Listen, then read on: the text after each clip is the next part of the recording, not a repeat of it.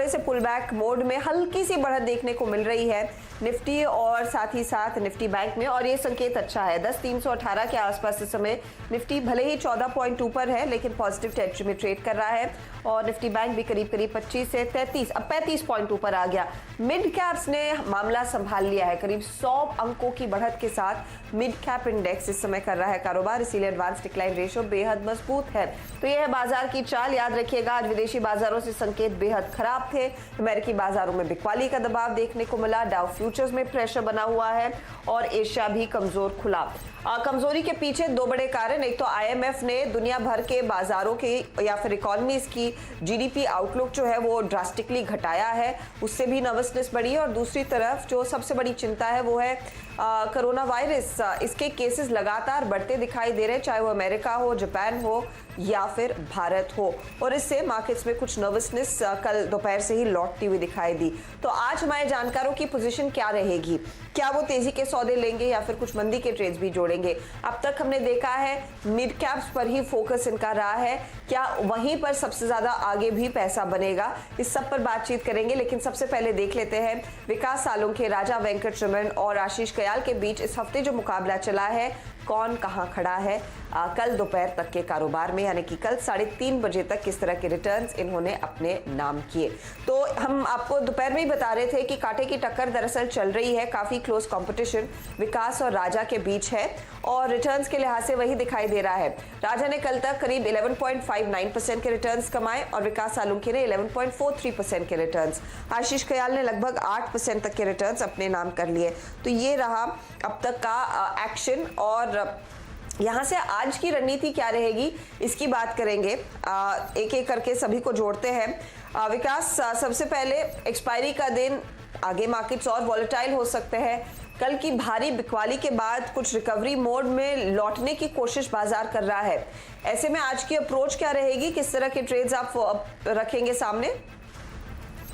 Morning Harshada, देखो कल हमने भी मेंशन किया था कि ऊपर में 10,550 एक रिट्रेसमेंट का एक रजिस्टेंस था ऊपर में, वहां पे एक बार प्रॉपर बुकिंग देखने मिलेगी, बट कल सेकेंड हाफ में एकदम से प्रेशर देखने मिला।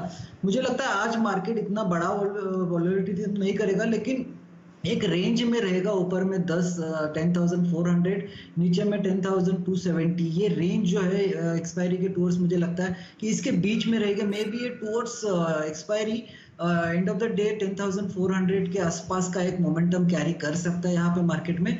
देखो जैसे ओपन हुआ, गैप डाउन हुआ, वहां से एक इंट्राडे में एक रिकवरी देखने मिली, तो मुझे लगता है आज थोड़ा सा फोकस मेरा बाय साइड में ही रहेगा, और मैं अभी फर्स्ट हाफ में एक स्टॉक रिकमेंड करूंगा और बाद में एक करूंगा, क्योंकि मुझे लगता है कि फर्स्ट हाफ में अगर यहाँ पे मार्केट अगर सस्टेन करता है तो मैं सेकेंड हाफ में दूसरा कॉल एक्टिव करूंगा, बट मुझे लगता है कि यहाँ से थोड़ा सा मोमेंटम एक पॉजिटिव साइड रह सकता है। मे बी एक्सपायरी फॉर 10,400 के आसपास, नहीं तो 10,350 के ऊपर में भी यहाँ पे देखने मिल सकती है। ओके, तो आप उम्मीद कर रहे हैं कि डिसेंट एक्सपायरी होती हुई दिखाई देगी कल, या फिर से 2-3 दिनों में हमने काफी आतिशबाजी देखी है, उतना यूफोरिया नहीं होगा, लेकिन एक पॉजिटिव एक्सपायरी की उम्मीद जरूर है। आप कह रहे हैं एक स्टॉक जोड़ेंगे। राजा, आपकी स्ट्रैटेजी क्या रहेगी आज? गुड मॉर्निंग हर्षिता, ये जो लास्ट कई दिनों से मैं कहता आ रहा हूँ कि मार्केट्स में एक खरीदारी की माहौल है और जब भी डिप आए लेना चाहिए, तो ये व्यू मेरा बरकरार है, और आज भी जो डिप आया है उसमें हमें बाइंग देखने मिल रही है। हालांकि हायर लेवल्स पर लगता है यहाँ मुझे आवाज नहीं आ रही है राजा की, लेकिन हेलो, देखते हैं यहाँ से आगे का रुझान क्या बनता हुआ दिखाई देगा। और साथ ही साथ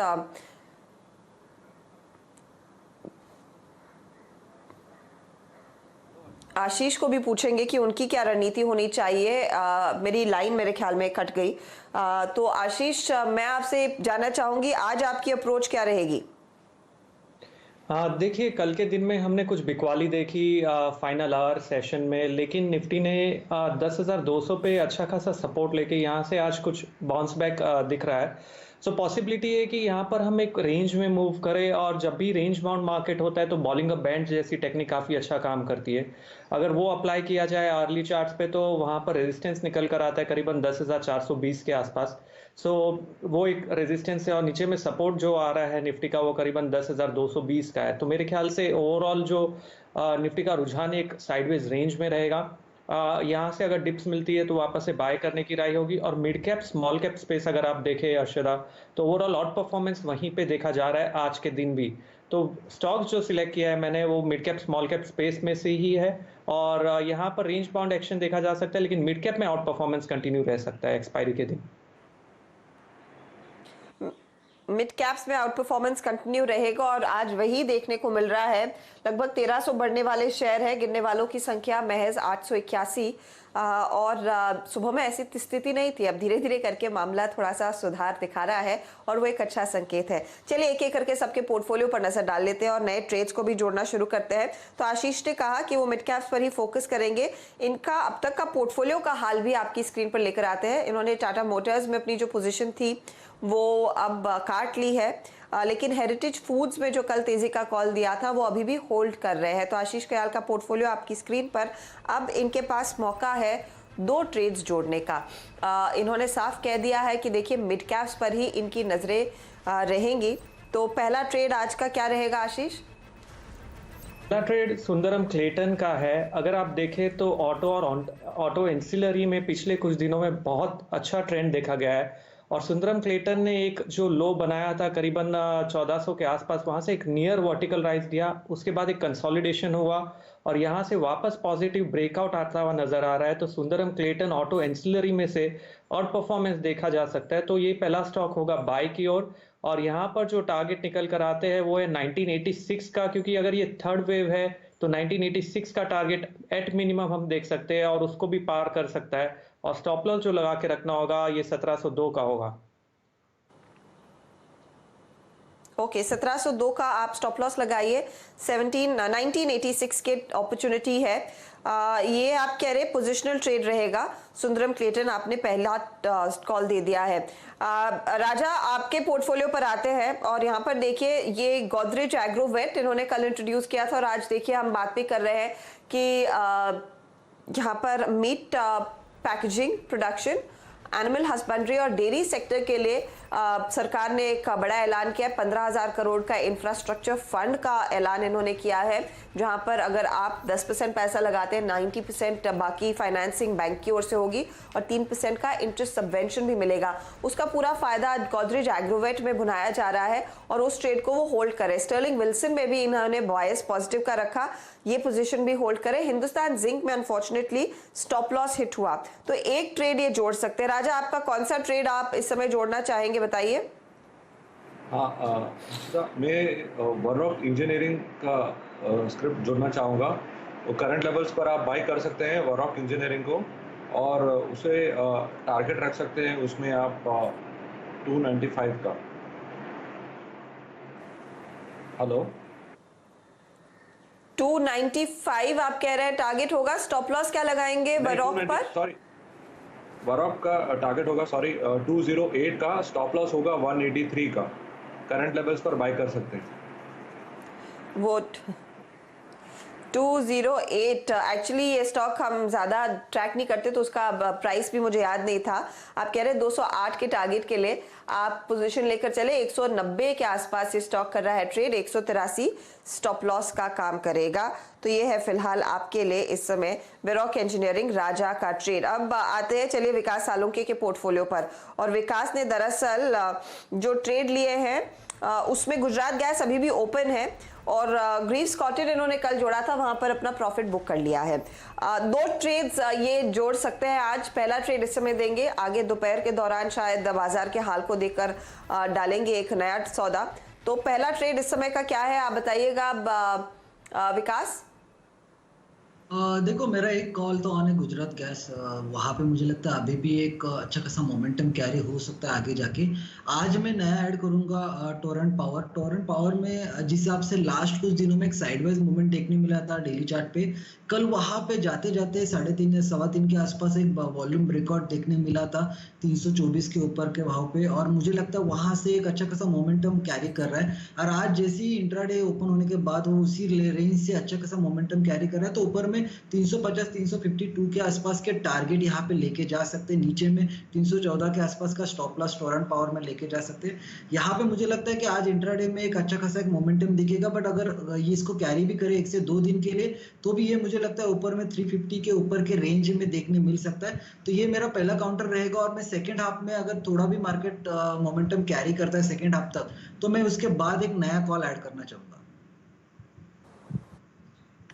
ओके, तो टोरेंट पावर जोड़ा जा रहा है इस समय। पावर कंपनियों पर वैसे भी आपकी नजरें होनी चाहिए। दरअसल आज पावर मंत्रालय की ओर से एक बड़ा बयान आने वाला है और उम्मीद तो यही है कि एक और राउंड ऑफ पावर रिफॉर्म्स हम देखेंगे आते हुए और उस परसेप्शन से भी, पर्सपेक्टिव से भी आप पावर कंपनियों में तेजी की पोजीशन लेकर चले। तो 352 का टारगेट रहेगा, 314 स्टॉप लॉस। आशीष ने एक और स्टॉक जोड़ना है। आशीष अभी देंगे या फिर दोपहर का टाइम ज्यादा एप्ट रहेगा? नहीं, एक और स्टॉक जो मैं जोड़ना चाहूंगा वो है क्रिसिल का। क्रिसिल अगर देखा जाए तो बहुत टाइम से कंसोलिडेशन जोन में था। आज के दिन में एक डिप आया लेकिन वहीं से काफ़ी स्ट्रॉन्ग बाइंग इमर्ज होते हुए नजर आ रही है। एक बड़ा कैंडल बनाया है, बुलिश कैंडल बनाया है और साथ में ब्रेकआउट आया है। सपोर्ट 21 डेज एवरेज पे लिया है और यहाँ से एक थर्ड वेव शुरू होने की गुंजाइश है। तो ये सब टेक्निकल नजरिए को देखते हुए क्रिसिल काफ़ी स्ट्रांगली आउट परफॉर्म कर सकता है मिड कैप स्पेस में से। एंड यहाँ पर लॉन्ग किया जा सकता है। स्टॉप लॉस लगा के रखना होगा 1533 का। टारगेट हम देखा जा सकता है 1769 का ऊपर की ओर। 1769 का यहाँ पर आप टारगेट लेकर चले और स्टॉप लॉस आप कह रहे हैं कि 1533 का आप लगाएंगे। तो ये इनफैक्ट सभी के सौदे सामने आ चुके हैं। एक एक स्टॉक राजा और विकास ने जोड़ा है। विकास आगे अपना दूसरा ट्रेड देंगे और साथ ही साथ आशीष ने अपने 2 ट्रेड सामने रख दिए हैं। तो ये है फिलहाल अब तक की स्ट्रैटेजी हमारे जानकारों की ओर से। मार्केट पर एक बार नजर डाल लेते हैं कि स्थिति क्या है यहाँ पर। अच्छा, हाइकल के शेयर में अचानक एक बहुत बड़ा तेजी का स्पर्ट आया है। स्टॉक आ चुका है 4% ऊपर। विकास सालुंखे, एक बार हाइकल पर नजर डालिएगा क्योंकि इस स्टॉक में बहुत बढ़िया तेजी देखने को मिल रही है। इस घंटे 130 पर आ चुका है। जी हाँ, अगर इसमें देखो तो अब एक इमीडिएट देखने लिए मिला है, बट ऊपर में 138 के आसपास जाके रुक सकता है, वहां पे एक रेजिस्टेंस देखने मिल सकता है। तो अगर किसी के पास है तो 138 138 के आसपास अगर मिल रहा है तो वहां पे एक बार बुक करके जा सकते हैं इसमें। ओके, तो ये देखिए 6% ऊपर आ गया। 138 के टारगेट के लिए अपॉर्चुनिटी है। वॉल्यूम पिकअप है, वॉल्यूम एक्शन देखने को मिल रहा है। 8 लाख शेयरों का कारोबार और बात करते करते आ गया ये स्टॉक 6% से ज्यादा ऊपर। लेंगे एक ब्रेक। ब्रेक के बाद कुछ और स्टॉक्स रेडार पर रहेंगे। ऐसी कुछ स्पॉटिंग आपके लिए करेंगे और साथ ही साथ आपके लिए एक अपडेट लेकर आएंगे प्रेस्टीज एस्टेट्स की ओर से। मैनेजमेंट हमारा साथ देगा, नतीजों पर डिटेल में बातचीत होगी। हमारे जानकारों की अब तक की पूरी पोजीशंस का क्या हाल है उसका भी ब्यौरा लेंगे। बने रहिए सीबीसी आवाज के साथ। पॉइंट से ज्यादा आज सुबह में फिर मार पड़ी और निचले लेवल से दरअसल अब आ रही है शॉर्ट कवरिंग और लगभग 100 पॉइंट ऊपर आने के बाद 21,500 के लेवल्स हासिल कर लिया निफ्टी बैंक ने। अब 80 पॉइंट ऊपर आ चुका है। साथ ही साथ सुबह में हम आपको याद दिला दे कि बात कर रहे थे कि जुलाई सीरीज में आप एक ऑप्शन लेकर चले। 10,400 का कॉल अगले हफ्ते का निफ्टी का वीरू ने कहा था लेकर चलिएगा। 73 पर सजेस्ट किया था, वो 120 के पार निकल चुका है। बहुत बढ़िया मूव इसमें भी नजर आया है और वीरू इस समय कह रहे हैं कि आप चाहे तो थोड़ा सा मुनाफा बांध सकते हैं या फिर आप इसमें अपने स्टॉप लॉस को ट्रेल करके कैरी करें। तो ये एक स्ट्रैटेजी आपके लिए फेवरेबल है। 10,400 के कॉल में पोजीशन आपकी है तो होल्ड कीजिएगा। यहाँ पर अच्छा पैसा बनता दिखाई दे रहा है। 120 तक का इसने हाई दिखाया, 117 118 तक के लेवल्स देखने को मिले हैं। चलिए अब फटाफट हमारे जानकारों की क्या सिचुएशन है, किन किन स्टॉक्स पर इन्होंने आज कॉल दिया वो आपकी स्क्रीन पर लेकर आते हैं। शुरुआत करते हैं विकास सालुंखे के साथ। ठीक है, विकास सालुंखे के साथ। तो इन्होंने गुजरात गैस में एक ट्रेड दिया जो होल्ड कर रहे हैं। दरअसल कल परसों लिया था, वो अभी भी होल्ड कर रहे हैं। और नया ट्रेड आया है दरअसल टोरेंट पावर में। 352 का टारगेट रखिएगा और 314 आपके लिए स्टॉप लॉस का काम करेगा। यह है तेजी का ट्रेड। 2 स्टॉक से फिलहाल इनके पोर्टफोलियो में, एक जगह खाली है।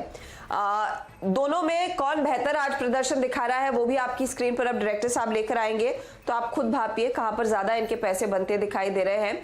टोरेंट पावर ज्यादा पॉजिटिव है, 1% से ज्यादा के रिटर्न्स इसने कमा कर दिए हैं। पावर स्टॉक्स आज रेडार पर रहेंगे, 12 बजे वो प्रेस कॉन्फ्रेंस होने वाली है। सुनने में यही आया है। राजा वेंकटरमन, गोदरेज एग्रोवेट अपने पोजीशन को होल्ड कर रहे हैं। स्टर्लिंग एंड विल्सन 3 दिनों से ये पोजीशन को होल्ड कर रहे हैं। यहां पर भी तेजी का ही कॉल था, लेकिन आज इन्होंने नया जोड़ा है वेरॉक इंजीनियरिंग को 208 के टारगेट के लिए तेजी करे, स्टॉप लॉस आप 183 पर लगाएंगे। अब देखिए इन तीनों में किसका बेहतर योगदान है आज के सत्र में। गोदरेज एग्रोवेट में सुबह मैंने देखा था शुरुआत तो मजबूत हुई थी, कि अभी भी वो मोमेंटम जारी है, वो आपकी स्क्रीन पर आएगा और फिर हम आशीष के भी ट्रेड्स देखेंगे। स्टर्लिंग एंड विल्सन इनके लिए सबसे ज्यादा रिटर्न्स कमा कर दे रहा है और इस घंटे दरअसल वेरॉक इंजीनियरिंग ने 3% प्लस जोड़ दिया है। गोदरेज एग्रोवेट इस समय थोड़ा सा शांत बैठा है। आशीष कयाल के पोर्टफोलियो में हेरिटेज फूड ओपन है, 2 ट्रेड्स इन्होंने जोड़े। एक है क्रिसिल का टारगेट 1769 का था, स्टॉप लॉस 1533 का। और सुंदरम क्लेटन इन्होंने जोड़ा 1986 के टारगेट के लिए, स्टॉप लॉस इन्होंने दिया है तकरीबन 1702 का। तो ये फिलहाल एक और ट्रेड आपके लिए लेकर आएंगे, ये आप ध्यान दीजिएगा। इन तीनों में क्या सबसे बेहतर प्रदर्शन देखने को मिला है ये आप देख लीजिएगा। आशीष कयाल के रिटर्न्स में हेरिटेज फूड्स 1% जोड़ रहा है, आधा % क्रिसिल भी जोड़ कर दे रहा है। तो ये है अब तक के रिटर्न्स इंडिविजुअली, लेकिन ओवरऑल स्थिति कैसी है याद रखिएगा। कांटे की टक्कर आज सुबह में थी राजा और विकास के बीच, और इस समय मामला कैसा है। अब राजा आ चुके हैं 20% प्लस के रिटर्न्स पर, 21% के रिटर्न्स हो गए, लगभग 22 आप समझे। विकास सालों के 13% के रिटर्न्स है, लेकिन विकास कह रहे हैं कि इस समय उनको एक ट्रेड मिल गया है। विकास बताइए क्या जोड़ेंगे। जी हर्षद, देखो मैंने जैसे बोला कि एक मोमेंटम जैसे देखने मिलेगा, मार्केट भी स्ट्रांगली खड़ा रह रहा है, तो मुझे लगता है मिंडा कॉप जो यहाँ पे कल भी उसमें एक बड़ा मोमेंट देखने मिला था, बट मार्केट थोड़ा सा रिट्रेस हुआ, तो ये काउंटर भी 70 के आसपास आ चुका था, तो मिंडा कॉप मेरा सेकंड बाय कॉल रहेगा। ऊपर में मुझे लगता है 84 के टारगेट के लिए इसको लेके जा सकते हैं, बहुत स्ट्रॉन्ग मोमेंटम आ सकता है इस काउंटर में। नीचे में 68 के आसपास स्ट्रॉन्ग सपोर्ट जोन बना चुका है, तो मुझे लगता है ये काउंटर मेरा सेकंड रहेगा, जहां से एक अच्छा खासा एक मोमेंटम कैरी होते देखेगा। तो मेरा सेकंड कॉल रहेगा मिंडा कॉप 84 के टारगेट के लिए, 1 से 2 दिन के लिए इसको होल्ड करके लेके जा सकते हैं। ठीक है, तो मौके का फायदा आपने उठा लिया और यहाँ पर एक और ट्रेड दे दिया है विकास ने। मिंडा कॉप 84 का टारगेट और स्टॉप लॉस 68 का। स्टॉक का हाल भी दिखा दीजिए डायरेक्टर साहब, देखिए तो इस समय मिंडा कॉप क्या करके दे रहा है इनके लिए। तो पोर्टफोलियो इनका अब कंप्लीट है, टोरेंट पावर के साथ साथ मिंडा कॉप भी आ चुका है। और रिटर्न्स के मामले में आप देखिए टोरेंट पावर की ओर से एक अच्छी खासी तेजी देखने को मिली थी। मिंडा कॉप भी क्या इनके लिए कुछ अच्छा प्रदर्शन दिखा रहा है। इस खंड अभी जोड़ा दिखा तो रहा है, अब करीब 2% के रिटर्न्स आपके और जुड़ गए। विकास अच्छा कॉल लिया आपने, तो अब लगभग 15% के रिटर्न्स हो चुके हैं विकास सालुंखे के, राजा के 21% के, और आशीष कयाल बैठे हैं 8% प्लस के रिटर्न्स पर। तो बहुत ही दिलचस्प खेल है। ऑल द बेस्ट जेंटलमैन आज के ट्रेड के लिए। और यहाँ पर हम देख रहे हैं एक अच्छा खासा मोमेंटम मिड कैप इंडेक्स और निफ्टी बैंक में आया है, तो उसका भी फायदा हमारे जानकारों के हाथ लगा है। चलिए अब बात करते हैं प्रेस्टीज एस्टेट्स की। और प्रेस्टीज एस्टेट्स के दरअसल नतीजे आए और बिक्री और वॉल्यूम में अच्छी ग्रोथ देखने को मिली है। रेवेन्यू में आपको पढ़ के बता दूं 1982 करोड़ के आसपास आया, पैट 51 करोड़ पर आया है, और एबिटा थोड़ा सा इंप्रूव हुआ है 499 करोड़ के आसपास। हमारे साथ इरफान रजाक साहब जुड़ गए। रजाक साहब स्वागत है आपका। ये बताइए इस समय मार्केट का मूड कैसा है, कि क्या नई खरीदारी के लिए लोग आ रहे हैं सामने, क्या उसका रिफ्लेक्शन कुछ Q1 Q2 में दिख पाएगा? देखो ये अभी जब अनलॉक 1 हुआ है तब से बिक्री भी पिकअप हो गई है और लोग आ रहे खरीदी के लिए और खरीद भी रहे। तो पिछले 3 हफ्ते से मोमेंटम बहुत अच्छा है और 3 हफ्ते से बिक्री भी अच्छी है। हालांकि मिड इनकम हाउसिंग तो बिक ही रहा है, उसके साथ साथ जो लग्जरी एंड थोड़ा जो एक्सपेंसिव प्रॉपर्टी है वो भी उसमें मोमेंटम है, उसमें भी बिक्री है। But the number of scale के हिसाब से जो यूनिट्स है चल रहे हैं, बिक रहा है, तो अच्छा है। ऑल इन ऑल मूड अच्छा है इधर बैंगलोर में, और हमें खुशी है कि एक लोग आके कमिट कर रहे हैं और खरीद रहे हैं। सर, तो फिर क्या आप कुछ गाइड कर पाएंगे कि किस तरह की सेल्स में इंप्रूवमेंट देखने को मिलेगी कमिंग क्वार्टर्स में, क्योंकि इस Q4 में भी आपकी थोड़ी बहुत बिक्री हो पाई है, लेकिन आगे की क्या स्थिति है, कितना इंप्रूवमेंट, क्या कुछ गाइड कर पा रहे हैं इस समय? मार्च क्वार्टर में तो 1200 करोड़ की बिक्री हुई थी, बट मार्च क्वार्टर में तो जनवरी फरवरी में कोई तकलीफ नहीं, कोई दिक्कत नहीं था, कोविड का कोई प्रॉब्लम नहीं था। जो 15 मार्च के बाद ही ये कोविड का जो स्केयर आ गया था, तो 2.5 महीना तो हमने उसको किसी भी तरह से कवर कर लिया। इसके लिए 1200 करोड़ की बिक्री हो गई मार्च क्वार्टर में। अभी आगे जाने से अप्रैल में जून तो तकलीफ है, इन द सेंस दैट हमें कोई गाइडेंस देने का कोई हो ही नहीं सकता, बिकॉज अप्रैल और मई दोनों 2 महीने तो पूरा सा लॉकडाउन था, और जून में तो बिक्री चालू हुई है। तो अभी आगे जाके देखना है कैसे ये कोविड का प्रॉब्लम सॉल्व हो सकता है।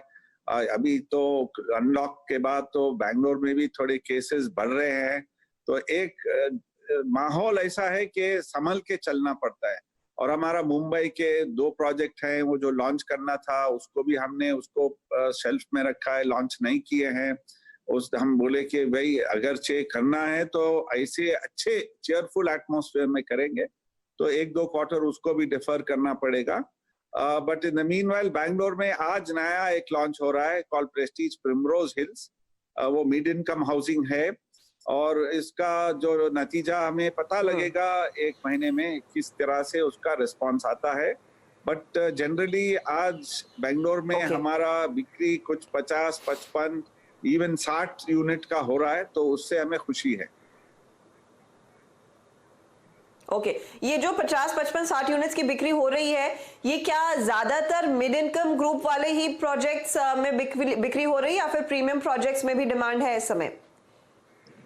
अभी मिड इनकम तो बिक ही रहा है, उसके साथ साथ यही काम है, इवन जो प्रीमियम प्रोजेक्ट, प्रीमियम लग्जरी भी बिक रहा है, तो ऑल राउंड मोमेंटम है। तो एक हिसाब से एक हमें भी कॉन्फिडेंस है कि लोग बिकॉज आज इंटरेस्ट रेट भी कम हो गया, होम लोन रेट कम हो गया है, इस हिसाब से इस वजह से लोग अभी कमिट कर रहे हैं, और उनको फायदा है इस माहौल में कमिट करने के लिए। उनको जरूरत भी होगी ऑब्वियसली, क्योंकि हमारे देश के स्थिति देखने से housing will always remain a need, एक जरूरत ही है हाउसिंग। और अगरचे उनको कॉन्फिडेंस है कि अच्छा ब्रांड हम खरीद रहे हैं, अच्छा लोकेशन खरीद रहे हैं, तो उस हिसाब से हमारी बिक्री तो जारी है। बहुत बहुत शुक्रिया रजाक साहब हमारे लिए समय निकालने के लिए। All the very best coming quarters के लिए। अनडाउटेडली चैलेंजिंग टाइम्स है, काफी चुनौतियां हैं। एक प्रोजेक्ट इन्होंने मिड इनकम वाला लॉन्च किया है, लेकिन मुंबई के प्रोजेक्ट्स पर इस समय बैठे रहेंगे, वो इन्वेंट्री हैंड में रखेंगे, इस समय लॉन्च नहीं कर रहे हैं। स्टॉक 0.5% ऊपर इस समय, नंबर्स के बाद डिमांड लौटने में समय लगेगा, धीरे धीरे करके गाड़ी आगे बढ़ रही है। बहुत बहुत शुक्रिया सर हमारे लिए समय निकालने के लिए। लेंगे एक ब्रेक के बाद पूरा फोकस कमोडिटी मार्केट के एक्शन पर रहेगा। आप बने रहिए CNBC आवाज के साथ।